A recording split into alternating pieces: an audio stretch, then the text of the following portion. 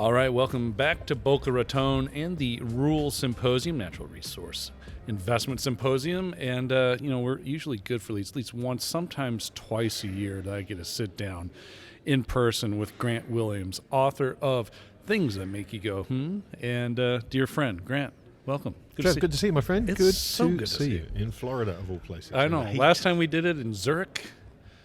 We That's find right, ourselves we in did. random places. That's right, we did. Yes, yes. We always have to go to different places to solve world's problems. Yeah, I know what your reason is. I normally get kicked out of places, so I have to go somewhere else. So it's nice to be back in Florida under an assumed name this year. That's right. I just kind of figured you were playing golf and shot you two handicap. I wish. Listen, there's a couple things we need to chat about. I think there's general consensus that things are finally slowing down a little bit economically. Unemployment in the U.S. a little bit over the 4% mark. That gives markets reason to believe that the Fed will cut rates in September, at least give them a little bit more ammunition to do it. Even before the U.S. election, that's obviously a topic we got to talk about a little bit and how that implicates markets. But as you're watching things unfold here this summer, I mean, what is kind of that game plan that you're seeing? Are things indeed slowing down, or are we still going to have the illustrious boom economic into the presidential election? Look, it's a good question. It's a difficult one to handicap. I mean, I think things are slowing down, but they're not unequivocally slowing down, which makes it tricky for the Federal Reserve, right? It's not obvious that they can cut rates. I think they're serious about inflation. They're seriously worried about inflation, and they should be, because inflation is definitely incipient. It's definitely getting embedded in the system, and people are definitely worried about it. So they do need to be very, very careful. But on the other side, they have $1 trillion of debt service on their books, and with 150 basis points of rate cuts, that goes up to 1.2 trillion in the first quarter of next year. Without any rate cuts, first quarter of 2025, it gets to 1.7 trillion. Yeah. So they have a real problem here, and this was always ultimately where we were going to end up. The people who thought when they started QE that it would be inflationary, and were proven, air quotes, wrong, because all the inflation was asset price based and not, CPI based. We've finally ended up at the place where we were always going to, where all the printing, the low rates are generating the inflation that's just laying there dormant in the system now. And they finally got something on the other side of all the policies they want to implement that is keeping them honest and holding their feet to the fire if they get it wrong. So the next phase of this is going to be very, very interesting, because to your point in the question, they do need to cut rates. Everyone's expecting them to cut rates. Everyone's hoping they're going to cut rates. Mm-hmm. We have the election coming up in November. Given what's happened in the last week or so, I don't know that rate cuts are going to necessarily make that much of a difference anymore. There might have been a point in time where cutting rates might have helped Biden. I think we're past that now. I think the debate. The only thing that surprised me about the debate was how many people were surprised by the debate. I think if you've been paying attention, if you've been paying attention, it's obvious that the Biden who showed up on debate night is the Biden who's been around. And I was genuinely shocked that so many people were taken aback by what they saw. Now, I don't know what that means. Part of it, I suspect, is that people aren't necessarily paying attention, or they're in these little echo chambers. And if you're in a Democrat-fed news echo chamber, then you're probably not seeing the same video clips day after day after day after day of Biden acting in that way that perhaps other people are. But whatever it is, it doesn't matter. My friend Ben Hunt wrote a terrific piece last week about Joe Biden and the common knowledge game, and it's out there on the internet, and anyone listening to this that hasn't read it should search for it. Epsilon Theory, Ben Hunt, Joe Biden and the common knowledge game. And Ben's point was, it's not, the problem isn't that Biden is clearly impaired. The problem is not that people know Biden's impaired. The problem is that the crowd now knows, the rest of the crowd knows that Biden's impaired. Yeah. And that's when the narrative changes. And we've seen it change. We've seen the media throw him under the bus. We've seen all kinds of stuff happen in terms of now they're clearly trying to get him out, but they have a problem because it's his decision whether to go or not. And so back to the rates question, I would have thought before this, maybe juicing markets by cutting rates a bit would have been a political gambit, but I just don't think that moves the needle anymore. Mm-hmm. So there's a lot of desire to cut rates, let's put it that way. We don't yet have a need to cut rates because things aren't looking like they need lower rates. But the problem I think this time around is that when this tipping point gets reached, we will very quickly need to cut rates. So we're going to wait, and then suddenly it's not going to be, oh, maybe we should ease a bit here. It's, oh boy, we better ease here. We have to. Yeah, and that's the problem, is that a lot of the things that are going to happen from now on, I suspect, are going to be very much reactive. Yeah. There's not going to be any proactive monetary policy. They're going to be reacting to things that happen. And that's never a good thing, because it dents the confidence that people have in central banks. It dents any idea that they're in control, or they know what they're doing, or they're making sensible decisions. They're just doing whatever they can to keep this thing together. So, it's going to be interesting. It's going to be interesting. Rates at some point are going to come down. We know that. My fear is that when they do, the results aren't what we've become used to when they cut rates, and the results are not what they fully expect the results will be. I think it's going to be much more inflationary than it is calming people down and setting asset prices high. Okay, so I want to take some of those ideas and set them aside here, kind of dive into later. I do want to talk about what a rate cut policy looks like, whether it happens sooner or later. But I do want to spend some time with you, because I just love to kind of get a sense of what this election cycle, based on what's happened in the last 2 weeks, what it means for the global economy. Because, heaven forbid, I ended up listening to a David Sachs interview, and probably for the first time in many years, I maybe found myself agreeing with what David Sachs was saying. Okay. Shocker. But he said, this is a problem with the Democratic Party, who are determined to stay in power by any means, when they knew exactly what was happening behind closed doors. And now that they have shunned everybody out, not willing to do a primary with RFK or the other candidates that were trying to run, they have painted themselves in the corner. Yeah. And so now we have an issue where power breeds more hungry, power-hungry people, and now they really put themselves into a corner here. They did, yeah, they did. And so, who has the worst game of chess at their hands, the Democratic Party or the Federal Reserve right now? Well, the problem has been, if you've been paying attention and you've seen the deterioration in Biden's faculties over the last year or so, a year or two probably, you realise very quickly that the big problem the Democrats have is that Kamala Harris is not a credible presidential candidate. She just isn't. Right? I think she's unelectable. I think there's no substance to her. I think she doesn't galvanize Democrat support, and she's a laughingstock amongst Republicans. And so, for a long, long time now, you've been looking at this ticket, the Biden-Harris ticket, and realizing that if they do want to step Biden down, they're also going to have to find a way to step Harris down. The normal course of events would be we run Harris. She's the vice president. But then they let go of all the money, all the donor money. Right. So, gone. well, on the one hand,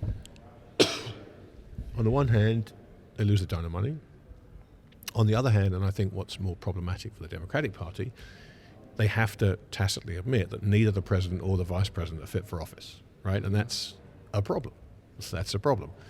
So, if they're going to stand Biden down, they have to find a way to either convince Kamala to stand down in solidarity with Joe. If Joe's stepping down, I'm stepping down. I don't get the feeling she would go for that. I think she's that close to the ring now that she wants to grab it. And in fact, I don't know if it's been the same over here, but in the UK papers, there have been leaks about, from Kamala Harris's team, I'm sure, talking about how upset she would be if she was replaced with, quote unquote, a white male candidate, right? So we've already had kind of, the first signs of it being a race-based argument. I don't think anybody in politics that gets that close to the presidency steps aside if they're asked. I just don't think it's in their nature, or they wouldn't be where they got to. So they have a real problem here, and I don't see too many other candidates on the Democratic side that could be viable candidates. There's a lot of talk about Michelle Obama. Gavin Newsom. Gavin Newsom, look, I don't he's got the one thing that good presidents always have: a good head of hair. Right, that's important for presidents to have. Yeah. Right, he has presidential hair. There's no two ways about it. But I don't think he's a likable candidate. I don't think that other states will vote for a California politician, given the way California policies are viewed. So I don't know that he's a shoo-in to win it. And Kamala's the same position. She comes from the same area of California that Gavin does. Yeah, but she has this. Well, they have this problem that she's the vice president. She is the next in line, right? It's her turn. Yeah, I hear you. And how you nudge her aside is going to be problematic. And if she runs, I don't see any way she can beat Trump. I just don't. So, I've thought Trump was going to be the president for some time. I make no comment on that other than to say we have to deal with him if he's president. There's not really much we can do about it. We can't complain and get him booted. I just didn't quite maybe see it playing out this way. I think he was going to win anyway. I think the debate has cemented that, and I think the Democrats' reaction to the debate has cemented it further. I mean, they've been completely inactive and unable to do anything concrete to say, okay, this guy's got to go, because clearly he has. So it's going to be a disaster. But we've just seen in the UK, we've seen a catastrophic result for the incumbent in the UK. We've seen a catastrophic result for the incumbent in France. And this is not UK specific, France specific, US specific. This is incumbent specific. Whether you're left or right, if you are in office at a time when inflation is the biggest problem that your constituents face, you're getting voted out. That's just the way. That's the nature of the beast. Yeah. There's also parliamentary votes in Ontario. Yeah. Against Trudeau's party. Right. That completely did not go their way. So, I mean, it's the cyclicality of everything. Like there's cyclicality in everything, from economy to politics, and we've seen things sway from one side to the other, and this seems like it's inevitable. But the question is, how far to the other side does it end up going before it starts? Well, let's look at France. Let's look at France last night, right? The first round of the French elections, the far right win the day, but France has a two-tiered runoff. So the last elections were last night.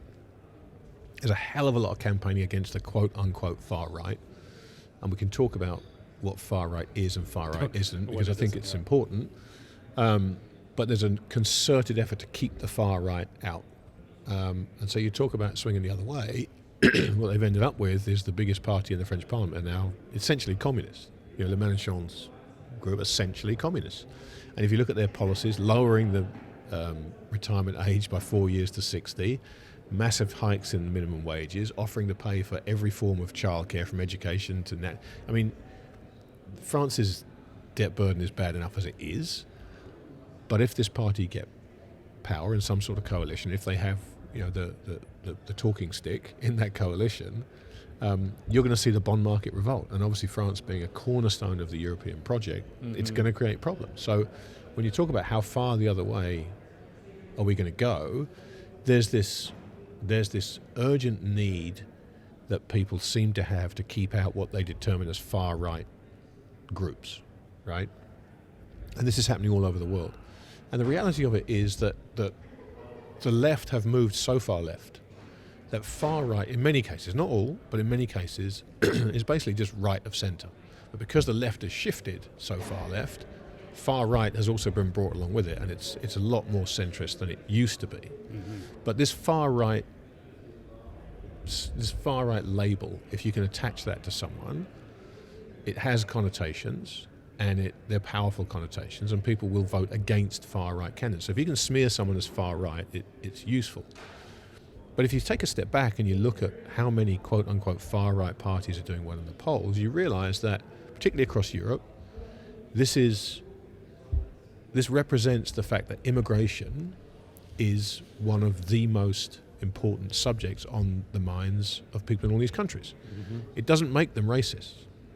It absolutely does not make them racist. What's happened is, like everything does, things have gone so far in one direction where we've had this kind of uncontrolled immigration into Europe, and people in Germany and people in Switzerland and people in the UK and people in France and people all over Europe are standing there and saying, look, I am perfectly open to immigration, but uncontrolled immigration has been a problem, and it is changing the culture of our country, and we're not happy about it. This isn't a foreigners go home thing. This is a let's invite people in, but let's control the numbers, and let's make sure when they come in they integrate. Let's bring people to France, bring people to Germany, bring people to the UK, but let's have them assimilate to our culture and our way of life. And that's great. You know, Britain is one of the most multicultural countries on the planet. Mm-hmm. It's extraordinary, the diversity in London. It's an incredible city to spend time in. And, you know, for the longest time, there's been peace. You know, the last time we had any kind of, you know, racial tension in London was really the 70s and 80s, when, guess what? We had inflation again. We had the same problems that we're facing now. So this immigration thing is very real in people's minds. And to just simply write it off as blanket racism right across every country is obviously dumb, right? It's not that suddenly everybody turns into a racist. But that word has so much power. If you can tag someone as a racist or a far right, it instantly paints them as someone to vote against, as someone to be afraid of. And, you know, in a lot of cases, not all, there are absolutely far right people, and there absolutely are racists out there, of course there are. But a lot of this, if you get down beneath it and you talk to people, is not driven by racism, it's driven by, hey, there are too many migrants coming in. We don't have controlled borders like we're seeing in the US and the South, like we're seeing in Britain. We need to control the borders. We need to decide how many people this country can stand, and then let them all in. Mm-hmm. Bring them all in and give them all the things that we can afford to give them. But just having people swarming over the border is causing a problem for the people that already live here, and they're angry.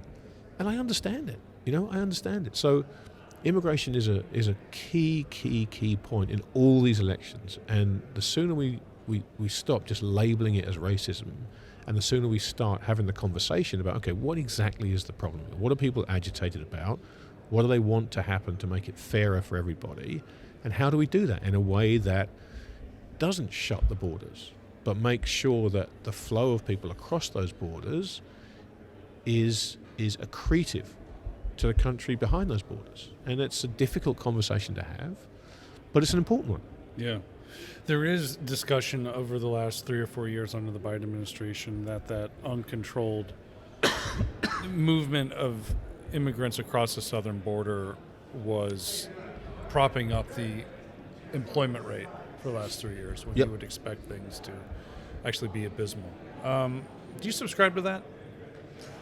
Do I subscribe to it as a deliberate strategy? Yeah. Maybe not. I don't know. Yeah.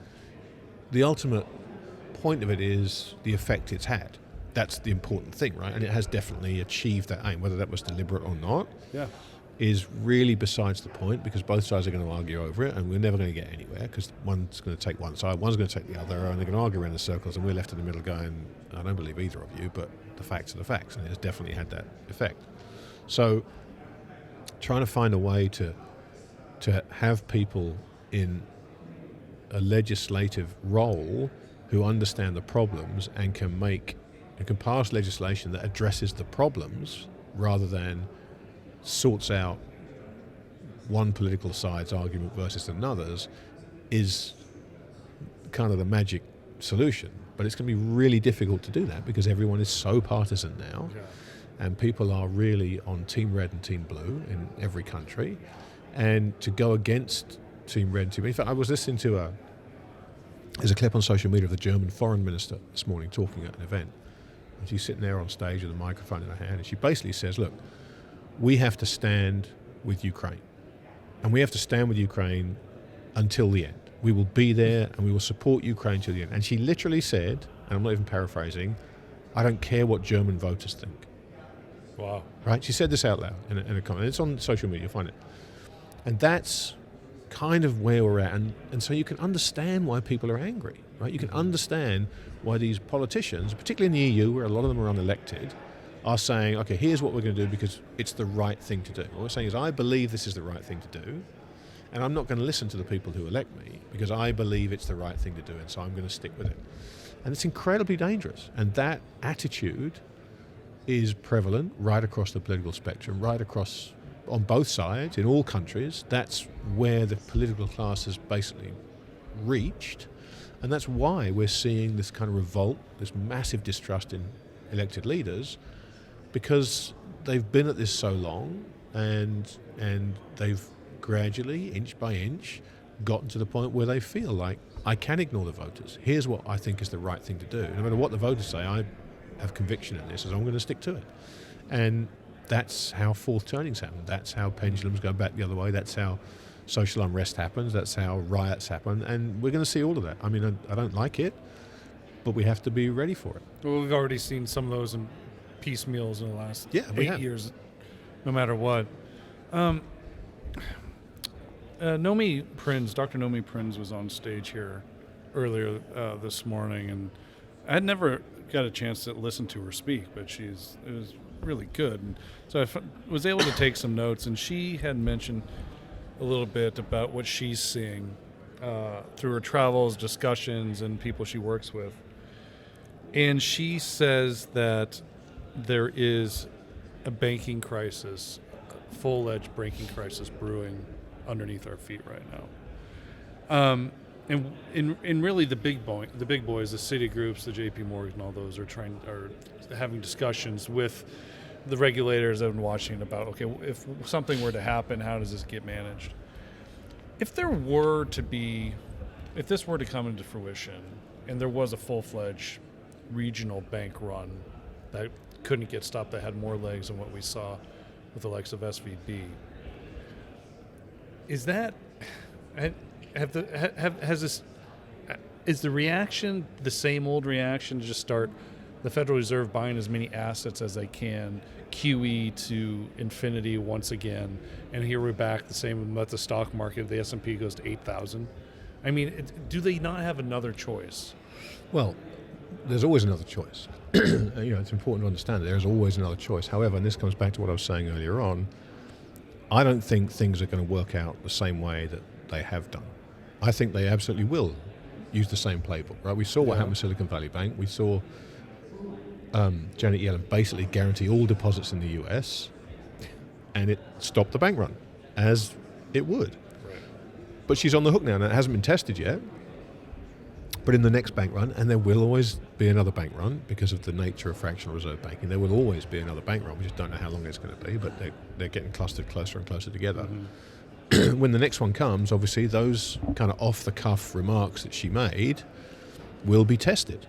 And, there are so few arrows in the central... excuse me. There are so few arrows in the central bank quiver now, and we know what they are. They are lower rates, they are buy assets, they are do all the same things we've seen, and they've had the same effect time after time after time. This time, with inflation just coiled and ready to explode, and more importantly than that, the recognition amongst the public that inflation is there. They've basically been lied to about the fact that things are getting better, because what we're being told is inflation is 2%, and what that actually means to the man in the street is your currency is being debased slightly slower than it was last year. But it's past that point where they can ignore it now, because they're being told inflation's moderating. They're seeing that prices are still going up slightly slower. And once it gets past unaffordable, it doesn't matter if it goes up 1%, 2%, 3%. It doesn't matter. I still can't afford this. Yeah. And that's kind of where we are. There's a guy on Twitter who decided he was going to post the cost of eggs on Twitter every day for like 3 months. And the price of the same eggs in the same supermarket went up 17% in 3 months. Eggs. This is a basic food staple. That's the reality.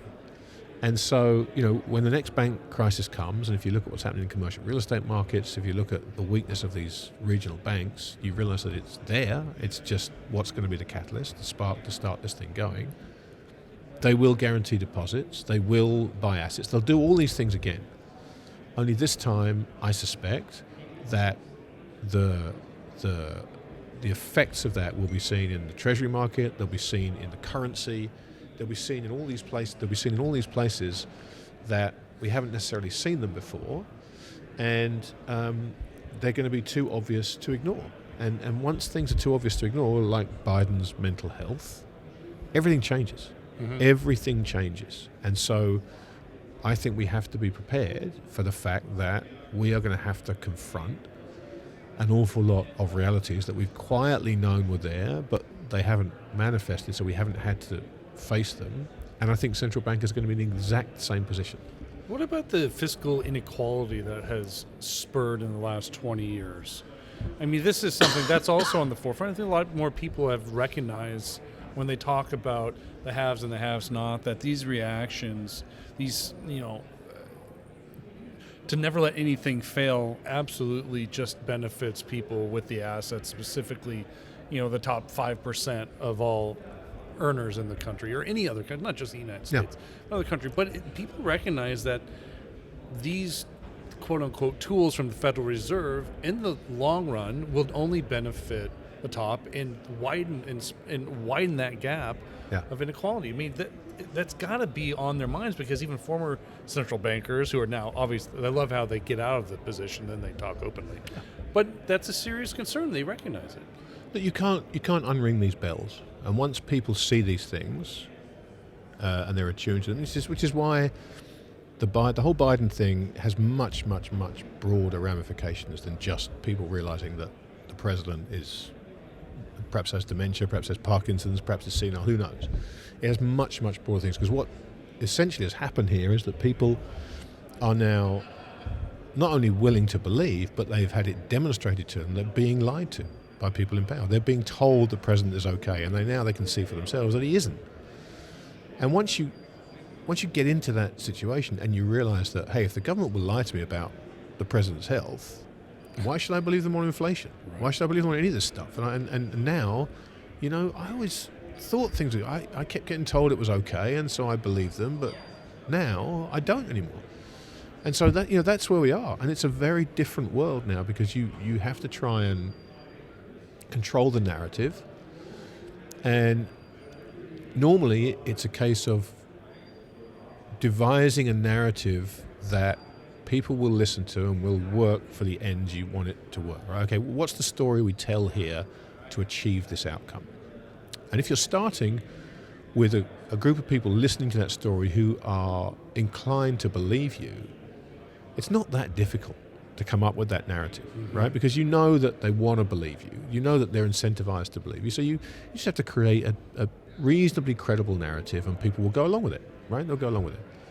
Now, suddenly, if you have people who are inclined to disbelieve you, it becomes almost impossible because to create the narrative you need, given the state of the world, you almost have to lie, because the narrative that you want doesn't exist, right? Inflation isn't moderating, and the president isn't fully compos mentis.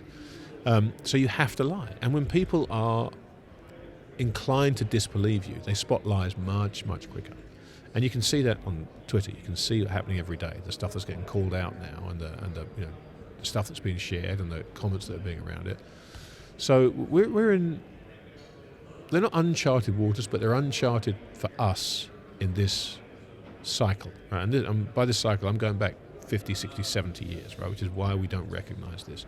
It's all happened before, and it will all happen again, and we'll get through this, and there will be incredible upheaval, and we will come out of it with a broken political system that gets reformed with new political actors and maybe new political parties and new institutions and a way that the people can find that trust again in the people making laws, making decisions. It's a process we have to go through, and it's going to be painful for everybody. Yeah. But we have to go through it because the trust has been broken. It's the climax to the fourth turning. It is, and these things are never fun to go through. They're never painless, but they always lead to much better times. We've just got to kind of grit our teeth and go through it to the sunlit uplands beyond. That climax, which spurns an enlightened era, a rebirth. This thing's going to get fought teeth and nail by any sort of entity in power the best they can. And it doesn't seem like it's going to be more than just, God help us, a military conflict. It's going to be an global economic conflict. It's going to be demographic conflict, and all these things. And where do I stop? Where is it going to stop? But and it's going to take some time to get through it. But the powers that be are going to do everything that they can. It doesn't matter what political party you're part of. They're going to try their best to prevent that from actually happening because, again, power begets more power. Yeah, look, this becomes about control. Right. And it's kind of always about control. But when people are doing well, people's standard of living is increasing, people feel like they're better off, they're much easier to control, right? They will abdicate responsibility for decision making to the people who are making their lives better, and they'll go along with stuff, right? And we see that. We see the erosion of freedom, the Patriot Act and all these things that happen that gently chip away at people's freedoms. They're a lot more inclined to just let that happen. They're a lot more inclined to ask the government to come and step in and regulate this and do this and make this better. And it makes you feel safer. Makes you feel safer. But again, once the trust is broken and once people feel like they're having things imposed upon them, control imposed upon them that they don't agree with suddenly because they're angry. And of course, from this point on, the control that is likely to be imposed is really designed for the state's benefit, to keep things under wraps, to keep costs down, right? To keep the index-linked pension increases at sensible levels. Right? Everything that's going to be done now, the controls that are being put in place, are going to be designed to make things better for the state and more restrictive for the populace. And somewhere in there's a tipping point. And there is always a tipping point. And this cycle plays out over and over and over and over again through time. And we just happen to be at that place, right? It just, if you and I had been talking in the 90s, we've been having a completely different conversation about how great the world is and globalization and, cost of living coming down. And, hey, China's going to get into the WTO and that's going to bring costs. It's going to be great. And it was. Mm-hmm. We just have to accept that at this point now, whether you like it or not, a lot of it sucks. And it's going to suck for a number of years, and it's going to get worse before it gets better, but it will get better. And so all we can do as citizens of countries, as citizens of the world, is understand how very real these challenges are so that we don't get surprised when a lot of things happen. Try and have a plan for how to deal with them, and those plans are very much on an individual basis. There isn't a plan to deal with this because everyone faces different problems, everyone faces different issues. They will be around, property rights, they'll be around securing assets, they'll be around, the country you live in, the expropriation of wealth. There can be all these things are going to come at you. My friend Steve Diggle said to me a few years ago, he said, it's never a good time to be poor, but this is going to be a really bad time to be rich. And he's right. Because if we do lose the power to print money, which I think we're on the cusp of, and for it to have an effect, the only place you can get the money to fill the holes is from the people that actually have it. Right. So you're going to have to take money from people, right? And we're seeing this with the Labour Party in the UK, who've just won a landslide majority. Although interestingly, the way the British parliamentary system worked, they actually got less votes than they did back in 2017, but they got a much bigger mandate. Mm-hmm. And they're already talking about wealth taxes, inheritance taxes, and taxing property, and all these things that they need to do to make the books balance. And the nature of the party is there are a group of people who can afford to pay us this money, and there are a group of people who can't, and we want to protect. That's the way it's going to go. If you have wealth, we're coming for it. And of course, what constitutes wealth in a government's eyes, particularly in a society that has embraced debt with both hands, is a little different. There's a lot of people living in $5 million houses in the UK and elsewhere who really can't afford to live in a $5 million house, right? Except for the fact that interest rates are low enough. There are people driving $50,000 cars who shouldn't be able to drive $50,000 cars, but they're all leased. I've found out that 85% of cars in the UK are leased now, which is a staggering number considering leasing is a very new phenomenon in the UK, certainly in the last sort of 20, 25 years. So you're going to get this moment where the government comes for wealthy people, in inverted commas. They're going to find out that those people don't have the wealth that it looks like they have, but that's not going to matter to them. They're going to say, hey, look, if you live in a £5 million house, we're taxing you. We're going to tax you 10%, one-off tax. It's going to go to the poor. It's going to help everybody else out. You've got to come up with $500,000. We saw it here in Vancouver, right? We saw it with this foreign tax that they put on housing. Yeah. And suddenly people with all these wonderful condos, waterfront condos in Vancouver, had to come up with $600,000, one-off hit, every year as a tax, because they're wealthy. It doesn't work. So, people have to understand we're in a very different part of the cycle now, and it is a confiscatory part of the cycle. If you have something to take, you need to think about how you can protect it. If you have problems that you need to try and find solutions for, you better start working on those now. And those problems are going to involve, if you have assets, people coming for them, at least coming for a portion of them that they feel it's right for you to give back to everybody else. Yeah. But there's a lot of those places where a lot of people will travel or move to or go to protect themselves and their wealth, right? But there's not enough landmass, right, for the amount of wealth that has been created throughout the system over the last 20 years. So you're absolutely right. I mean, look, the super wealthy billionaires can go wherever. They're the people that you want to tax the most, and they're the people who it's going to be easiest to go to Curacao or Panama or St. Kitts and Nevis and all these places. It's easy for them. The worst place to be is if you are worth, in inverted commas, $10 to $20 million. Because if you're in that bracket, you don't necessarily have the means to go where you want. You don't necessarily have the liquidity to do what you want. A lot of your money might be tied up in property and you can't take that anywhere with you. Yeah. It's a very different set of problems. And so, like I said, everybody wants to be given advice about what to do. What should I do? What are you doing here? And what one person is doing here at a conference, hey, here's how I see the world, here's what I'm doing, may be completely inappropriate. And so everyone is going to have to think again. Everyone's going to have to listen to what people are saying and say, okay, does that apply to me? And there's a very, very strong possibility that it doesn't. Mm-hmm. That person on stage has a completely different set of problems to solve for than you. Mm-hmm. And you need a solution to your problems, not theirs. And so you're going to have to think, okay, that was interesting, but none of it's any good to me. I need to figure out a solution to my own problems. Yeah. Since we are here in Boca Raton,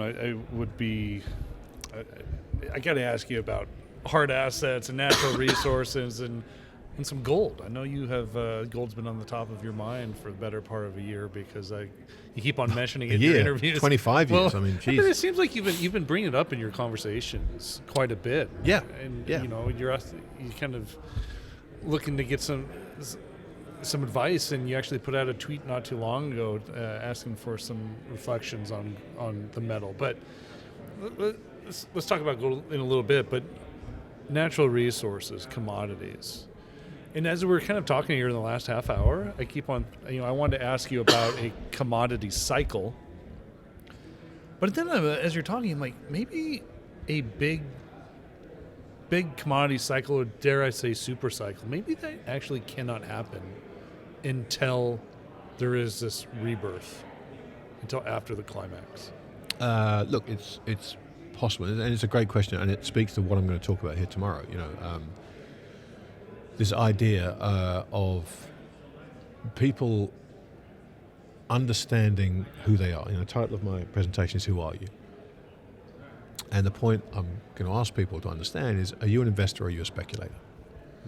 Because there are an awful lot of people who call themselves investors who are speculators, and there's nothing wrong with either. But you have to know who you are, because if you're an investor, if you think you're an investor but you're a speculator, or vice versa, it's the worst thing to do, because they require completely different disciplines, completely different mindsets. And if you go into something thinking you're something, but you act with a completely different mindset, it's a disaster waiting to happen. And so, when we talk about commodity super cycles, going from here out to 2030, take a 5-6 year view, if you're an investor, for me, Well, let me use the example I'm going to use tomorrow. I bought my first gold in 2003. I looked at what happened in 2000, 2001 when the bubble burst and recession and lowering rates, and I looked at that and I thought, the solution going forward is going to be cut rates. I looked at Japan, quantitative easing. This is what's going to happen. Currency debasement is the future. So I'd never owned an ounce of gold in my life until 2003. So I bought my first gold in 2003. I've been buying it ever since because for me, it was a decision that, okay, I'm going to hold my liquidity reserve in gold. I'm going to own gold because it will protect my purchasing power over time. Not over a month or 2 months, anything could happen. But over 20 years, gold is going to do what gold has done for thousands of years. It's going to protect my purchasing power. So in 2003, and I have the numbers because I've just been putting my presentation together.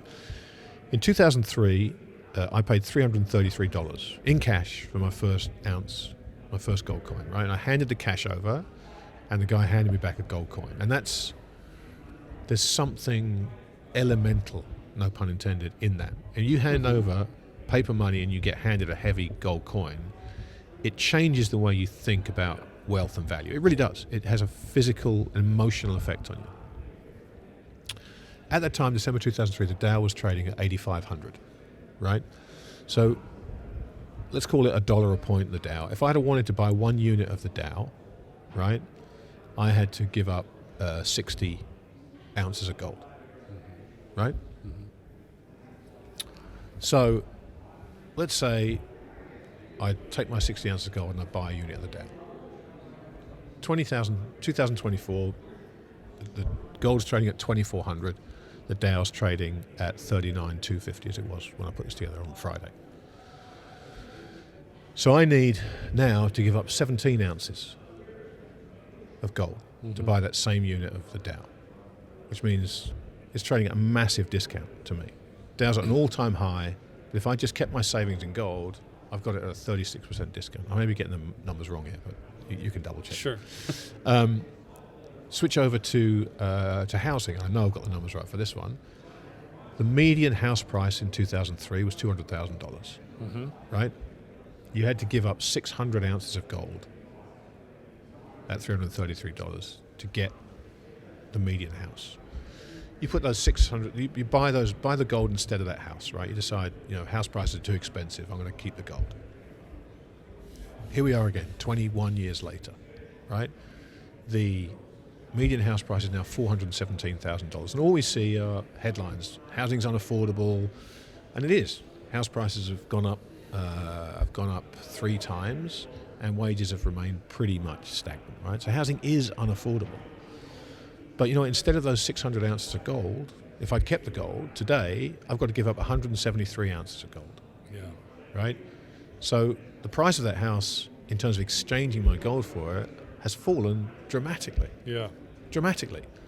And so that is the lesson that I'm trying to explain to people tomorrow. The gold price is largely irrelevant unless you're a speculator.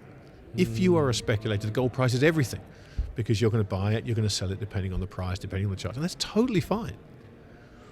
If you're an investor and you spend your life looking at the gold price every day, you are going to get thrown out. You're going to see it rise, you're going to see it fall, you're going to sell it too early, you're going to buy it, you're not going to buy it when it's the right time to buy it. If you own it because you're investing in it and you want it as a store of value and a protection of purchasing power, it will work over time, just the way it's worked for me over the last 21 years. Seems like it's outpaced everything. Massively. Of course it has. Yeah. Of course it has, because it's a scarce asset in a world of abundance. And we've had an abundance of money, and there's still a scarcity of gold. And any time you get that combination, if you get an abundance of the denominator, right, and you get scarcity of the numerator, this is what's going to happen. Yeah. And so, people will accuse me of cherry picking, and that's totally fine. I mean, anyone could find a period of time where what about if you bought it here and did that? Fine. I'm just giving this example because this is my personal experience. I bought gold when I bought it for a specific reason, and here's how that's worked out for me.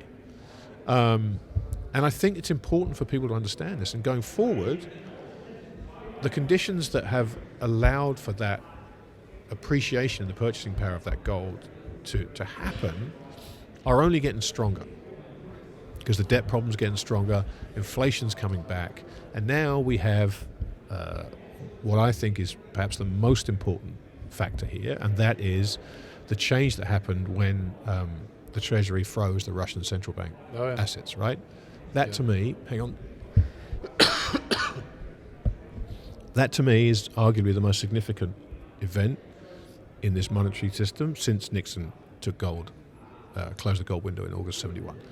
By doing that, by freezing those assets, the US Treasury said to every central bank in the world, okay, you need a plan B. Because we might be buddies now, but we have just demonstrated to you that there are circumstances, I don't know what they are, but there are circumstances exist whereby we will freeze your assets. Mm-hmm.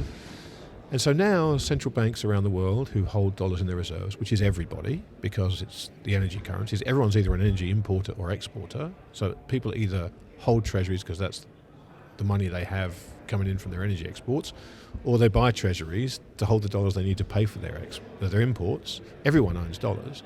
Every central bank in the world is now on notice that there are circumstances where we will deprive you of access to your sovereign reserves. And so this is a need. This is not, maybe we should think about diversifying. No, we have to. This is national security concern. I've talked about this a lot since February 2022 because I think it's that important.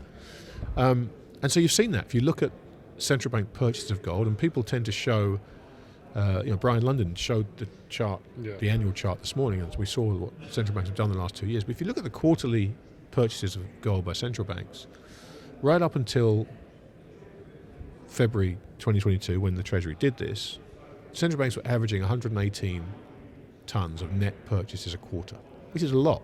Yeah, it's a lot. It hasn't been that way for a long, long time, but that's what they were averaging.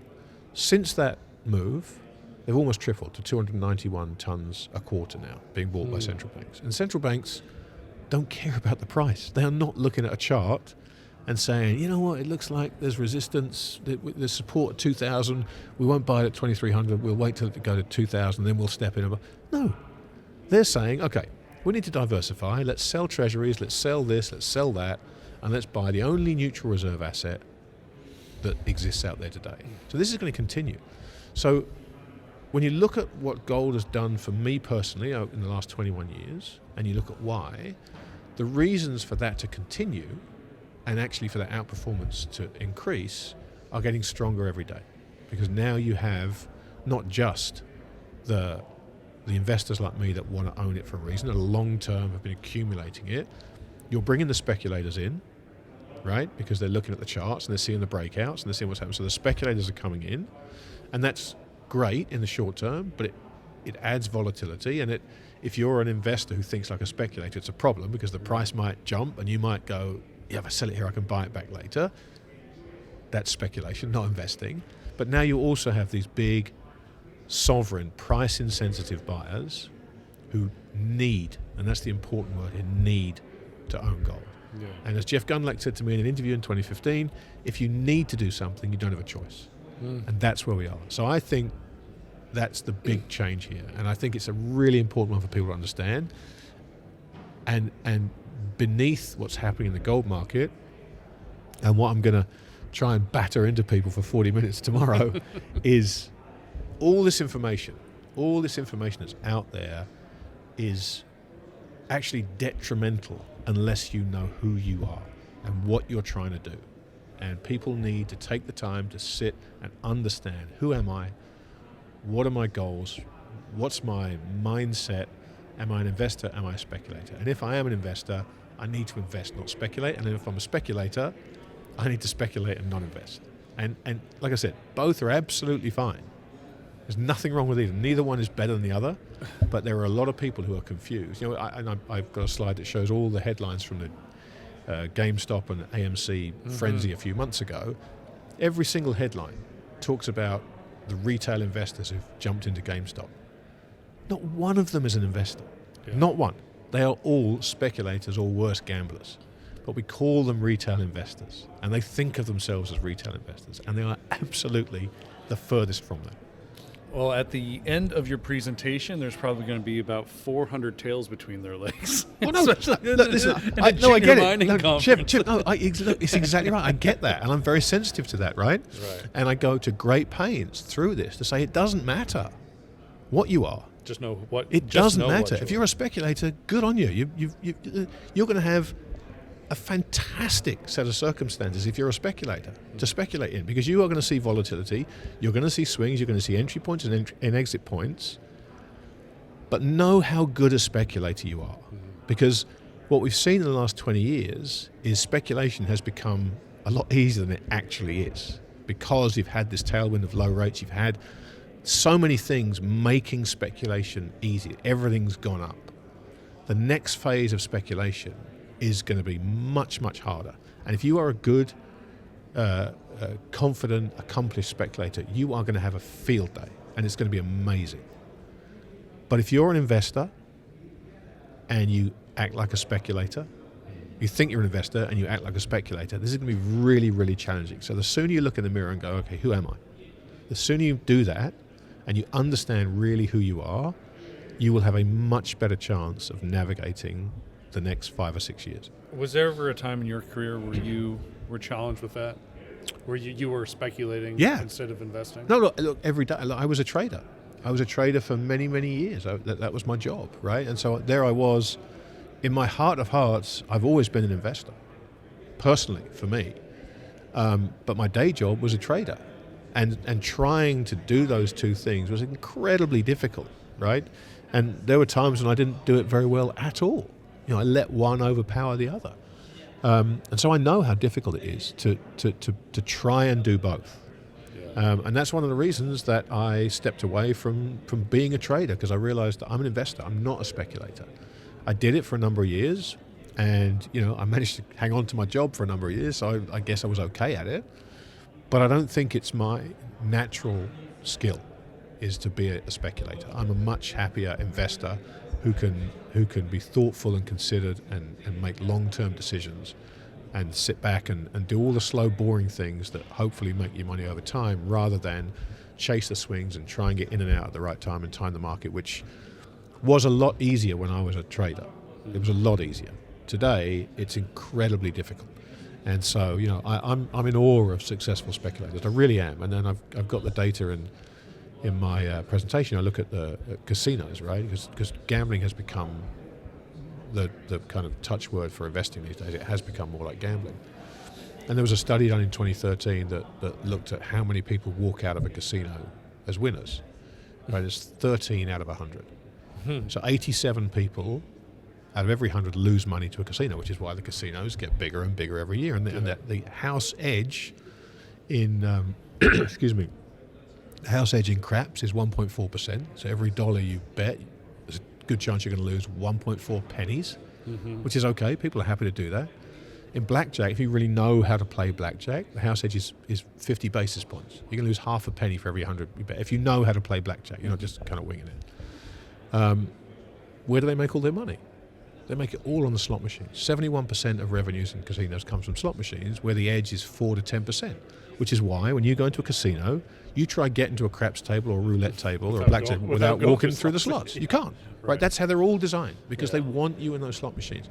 And that's what's happened with the stock market. It's become a big slot machine. It's noisy, it's loud, it's, look at CNBC. It's all you have to do is look at CNBC to understand. So you've got 13 out of 100 people win at the casino. How many? Now, this is a 2014 survey. So before we saw this retail frenzy come in, how many people regularly beat the stock market as day traders out of 100? Probably 13. One out of 100. Because the casinos, it's pure luck. Right? It's luck. There's an edge to the house, but it's mostly luck. Right? The house has that small edge because they know that in everybody's minds it's luck. Hey, I might be on a lucky streak tonight and I might get, and you might do. But over time you're going to give that back, and the casino knows that. The stock market has been sold deliberately by Robinhood and all these people as gambling and luck. But there is more than just luck to the stock market. There just is. And over time that plays out. So 1 out of 100 people, day traders regularly beats the market. And yet more and more and more and more people get pulled into that world with the promises of getting rich, with the promises of sticking it to Wall Street if you're an AMC ape, and all these narratives that get spun up to encourage people to come in, because here the edge to the house is phenomenal. because you're paying commission on every trade. It's not like you pay commission every time you roll the craps dice. Here, every trade you pay commission. And yes, some of them have slashed commissions to zero. They're still getting paid on those by Citadel and all the other guys that pay them for the flow. So it's a phenomenal business to be in. And so you can attract a bigger and bigger and bigger audience by making, when you buy something in your app, your Robinhood app, and like streamers come out of the sky. It makes it, the whole thing, it's all gamified. It is. And it's very deliberate. And it pushes all of your endorphins to extreme levels, right? It's funny, I have to go to Vegas this week, actually. Well, there you go. I'm going to have that in the back of my mind. But yeah, it's, the sounds, the lights, the blitz of it all, like the point of like feeling good when you win, whether it's at a blackjack table, slot machine, or buying calls on triple Qs and seeing a 2% rise in one day. It's a slot machine. It's a buying slot machine. The 0-day options, it's a slot machine. You're putting money in the slot, maybe it comes up, you win. Chances are you're going to lose your money, but oh my boy, if I win. But if you win, I mean, it's hard enough to win. It's harder to keep those wins. That's what all these casinos rely on, right? Yes, you win, but winning actually makes you come back more until you piss it all away. That's just how it works. That's the numbers. Yeah, and I thought about that actually 2 weeks ago when I was in Yukon in Dawson City and playing the $5 blackjack table at Diamond Tooth Gertie's, and I turned 50. Other casinos are available. Yeah, I turned $50. I was up $150. I was up 200%. Yep. They switched the dealer. I played one hand with the new dealer, and it was there's nothing. I was like, you know what, I'm taking this thing and I'm going back because this is going to pay for the drinks for the rest of the week. There you go. So, but you're the exception, right? You're one of the 13. There's yes, 87 other guys that would have sat in that seat. But I would say 90% of the time I would have kept on playing and just lost the money. 87 and 90, they're pretty close. That's how it works. All right. Grant, it's good to talk to you.